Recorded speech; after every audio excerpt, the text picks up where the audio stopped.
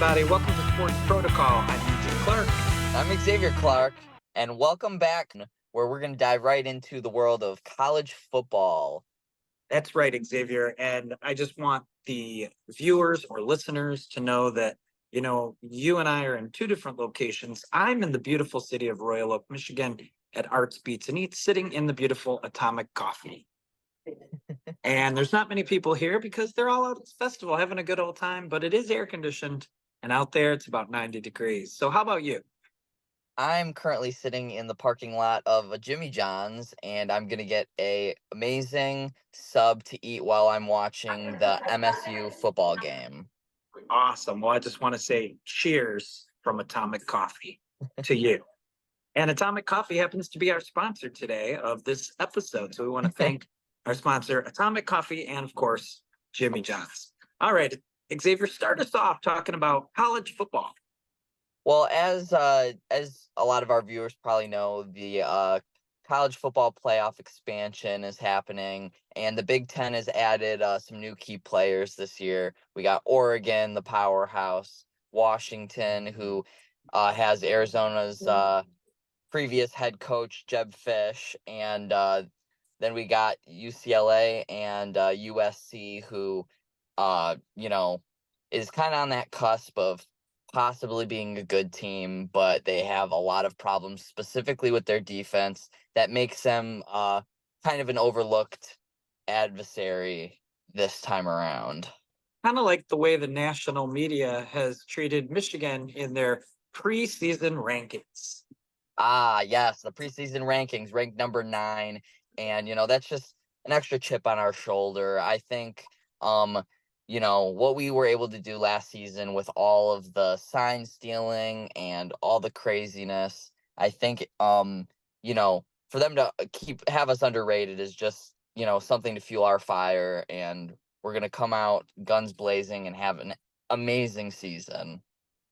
I would think that if Connor Stallions was one of those people that ranks the preseason, we would be a little bit higher because he would have stole all the signs.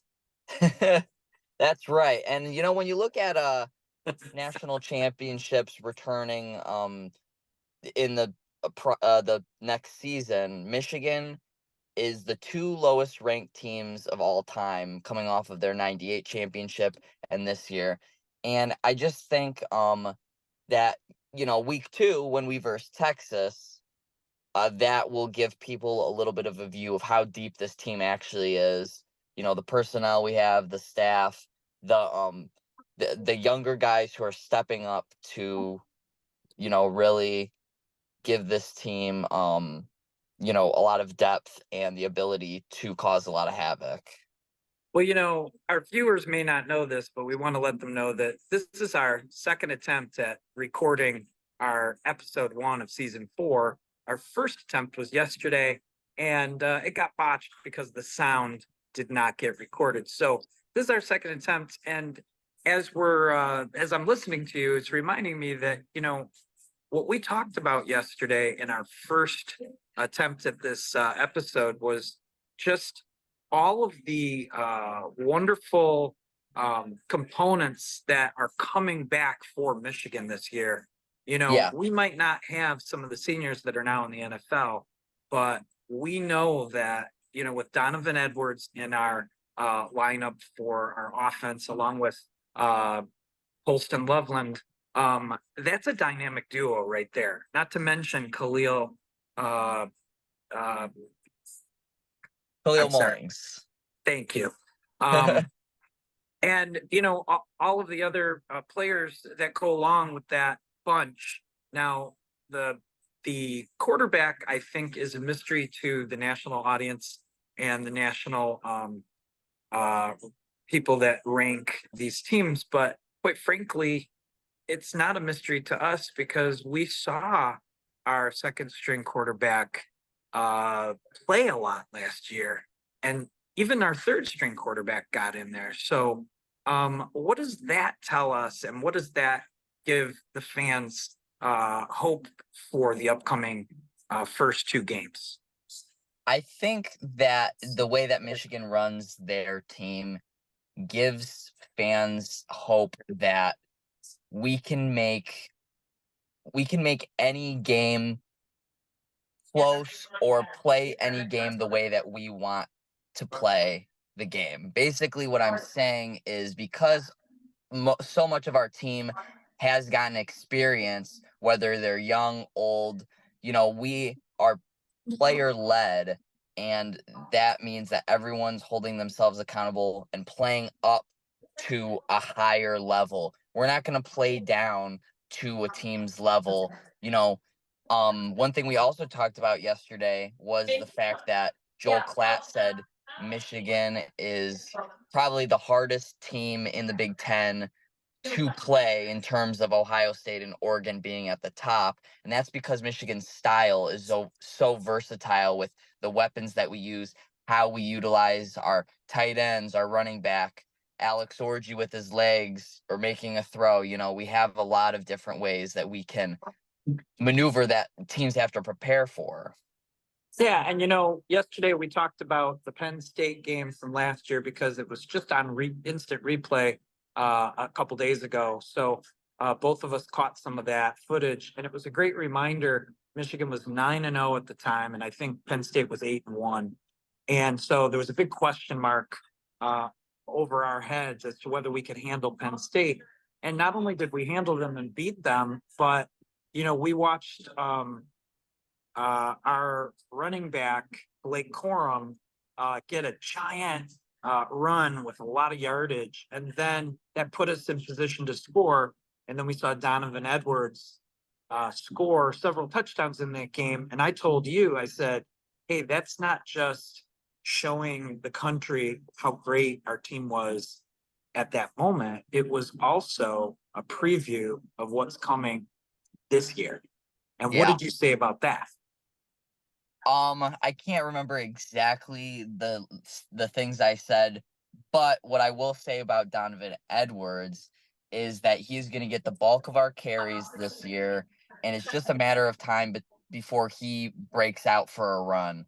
And I think our offensive line, well, we don't have the personnel, it will be still solid, and Donovan Edwards has bide his time to get to this place where he's in control of his destiny.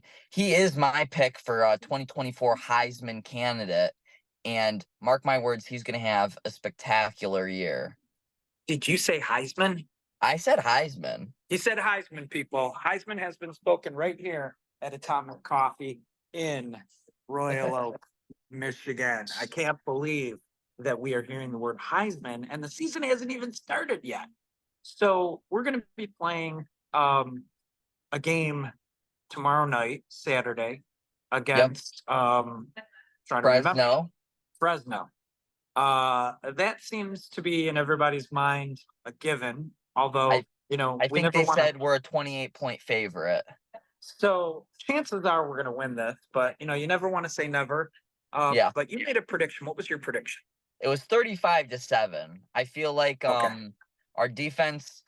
Now, realistically, they very well could hold Fresno to 0 points, but I think just with how football games go, the other team scoring 7 points, maybe in the last quarter when we put in, our freshmen or, our fourth string guys, that is, a possible outcome that they score 7 points. But I think our offense is going to be able to get the ball moving often and quickly, and we are going to see a lot of points and defensive scoring. I would like to see some defensive scoring tomorrow. Yeah. So who would you like to see step it up in place of Mikey Sanderstone? I would really like to see Jair Hill, who's going to be playing that position.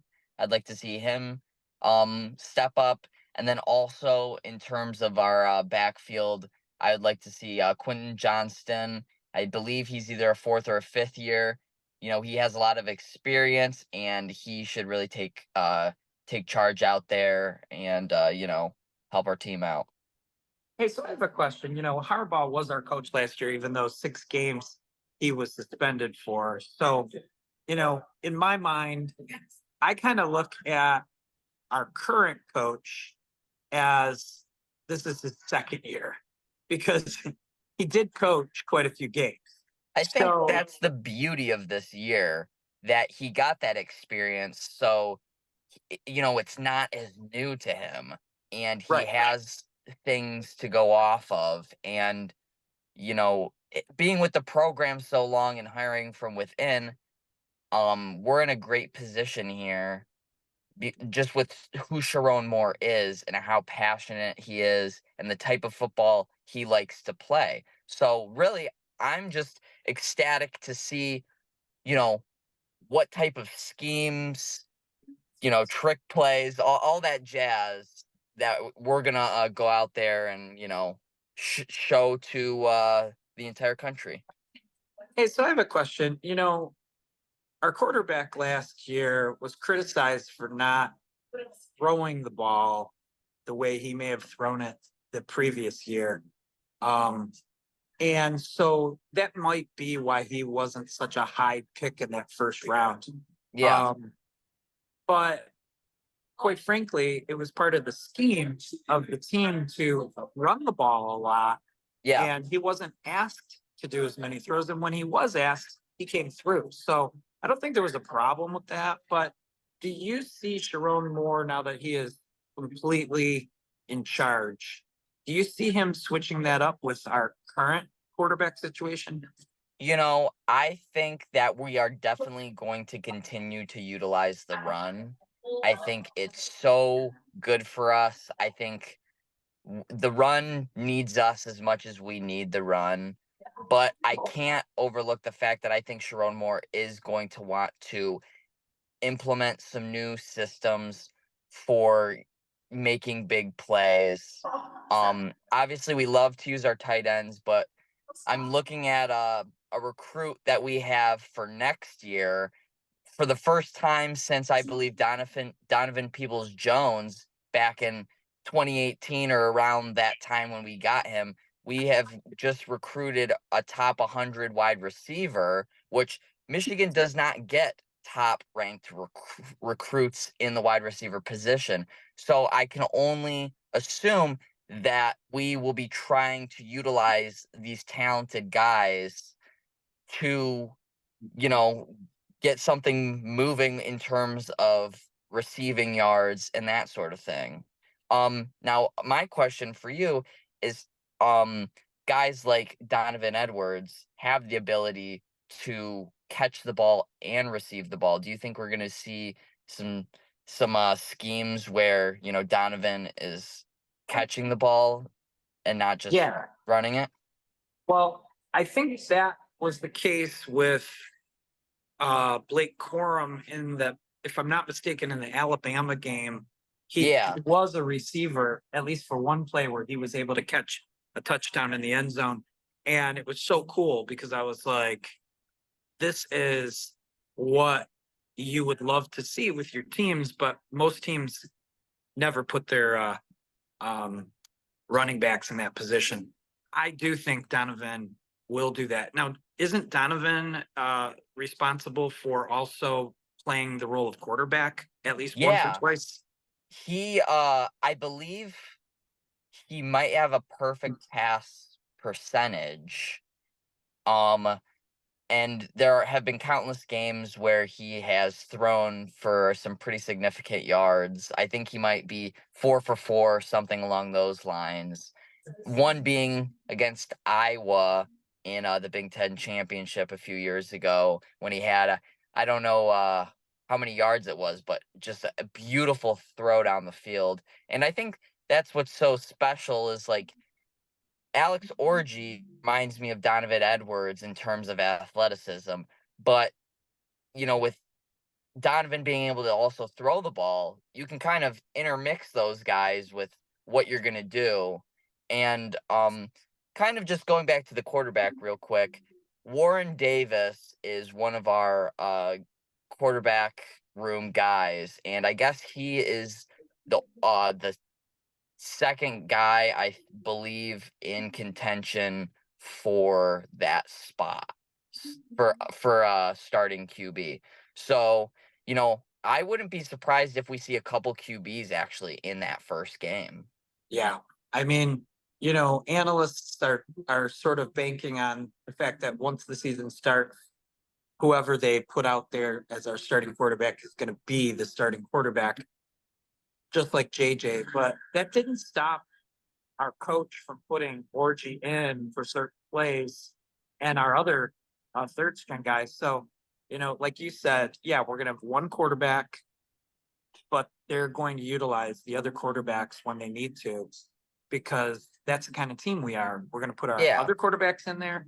We're going to put two running backs in, like Corum was in there with Donovan last year many times. So I think they're going to utilize that.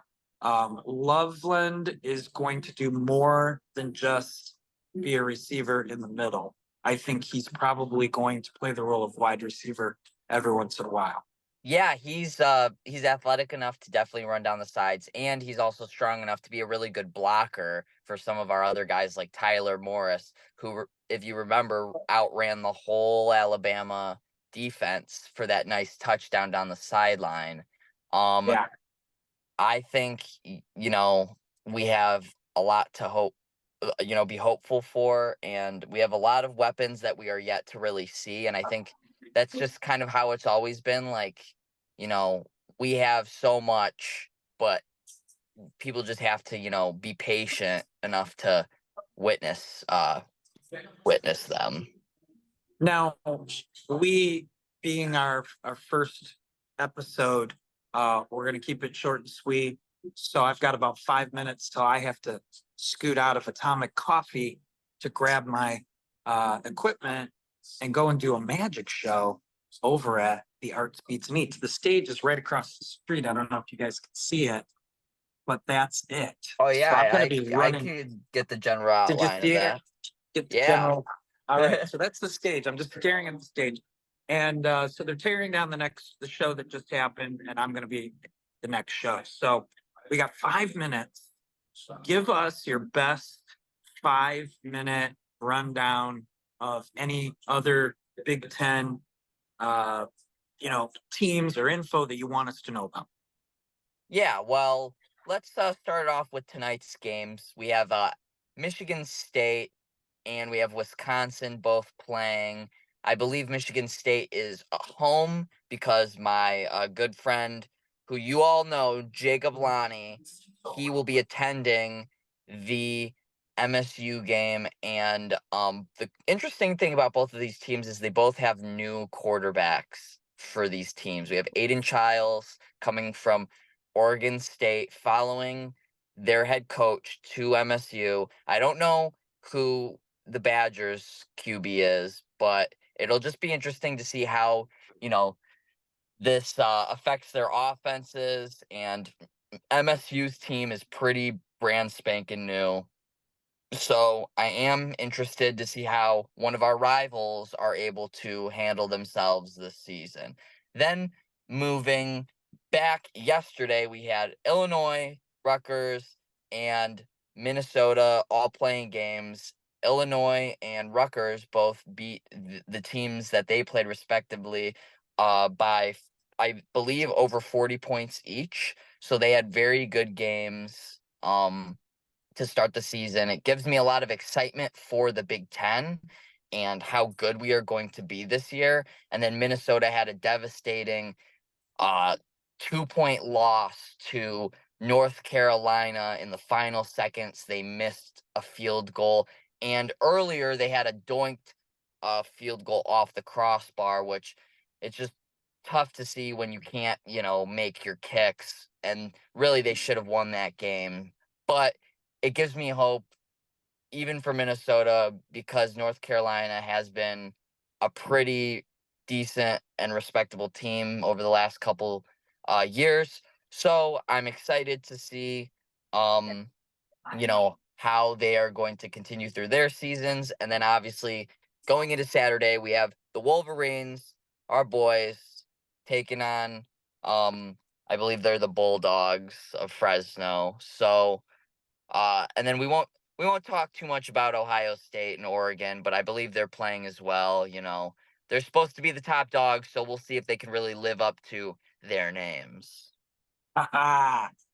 Well, thank you, Xavier. We appreciate the around the horn of Big Ten from the Of last course. day, those 3 games tonight, and then of course the main event tomorrow night with the Wolverines. And then Oh, you and yeah. I will meet up again, maybe Sunday or Monday, do a recap. Give your Maybe we can prediction for the get game. maybe we can get Jacob Lonnie in the Zoom to talk about his experience at the Yeah. stadium. I think that's a great idea, but you have to give your prediction for the Michigan game. Okay, so my prediction is, say your score again. 35-7. 35-7. I'm gonna go 42, and that Fresno scores under 10. So I said 9, 42-9. Okay. I think those are both great predictions. And again, my prediction on the season is 11-1. With that loss coming to Oregon, but I can always see us going undefeated. So look out for that. All right, and I am going to play that across the board. I'm going to put my money on all the games and say we're gonna run the table. I like what I'm hearing over there. Well, have a great show. Go make some magic block M's come out of some hats. And we All will right. recap after the Michigan game. I did in my first show, I did have a kid come up with Lions gear, hat, shirt, and he did a Go Lions on the microphone. It was great. Got the audience riled up. So There we we got go. some Lions cheering going on here at Arts Beats and Eats, folks. It's not just about college football. Yes, NFL coming up soon. Me and my friends did our drafts for fantasy football, so that's exciting too. That's exciting. And coming up, we have a GVSU football game on Family Weekend in a couple of weeks. We're We can going to do a be there. podcast on that. We're going to be there to watch the game with you live at the stadium. And then we've got a U of M football game happening, the second to last game in November we're all going to. And then a basketball game to check out our whole new revamped roster and coach October 20th, which is really, really special. And it's versus our home team, Oakland Grizzlies, which you actually work there. So that's really cool to have that.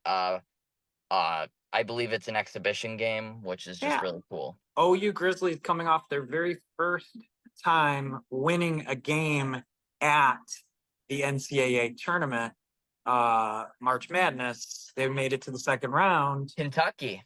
No They beat slouchy, Kentucky. and against Kentucky of all teams. So no slouchy win there. So we're going to see them playing U of M, who's rebuilding. So anything could happen in Little Caesars Arena, downtown Detroit. That's right. All right. Well, great things here. We're going to sign off for now. I'm Eugene Clark. And I'm Xavier Clark. And this is Sports Protocol. Thanks a lot, everybody, for listening. And we will see you soon. Bye-bye. Bye-bye.